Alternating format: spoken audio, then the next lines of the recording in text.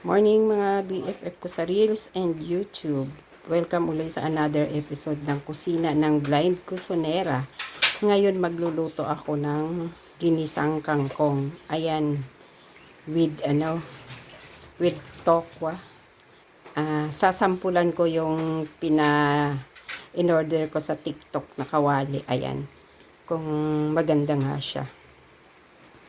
Ayan, prito ko muna yung tokwa kasi yan ang isasahog ko sa kangkong. Balikan natin siya mamaya mga BFF. Ayan na guys, mag-start na tayong maggisa. Nilagay muna natin yung sibuyas.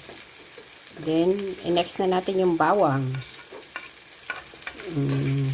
Hintayin lang natin yung aromatic ng dalawa. And isusunod na natin yung prinito natin or kahit yung gulay mauna, either sa dalawa.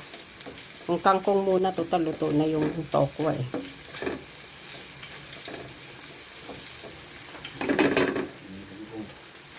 Kangkong na.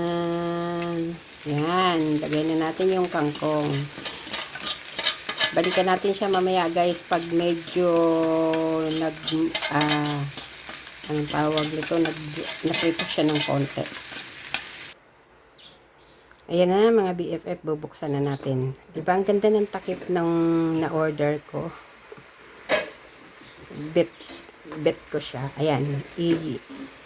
Nagisa na ng maayos yung gulay. Ilagay mo na yung yung tokwa. Tapos lagyan mo na ng ricado. Ng toyo. Okay. Diba? Mas marami yung tokwa kaysa sa gulay. Ang bango.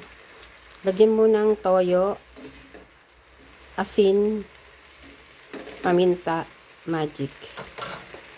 Balikan natin siya guys pag ilagay na. Basta yun yung mga ricado.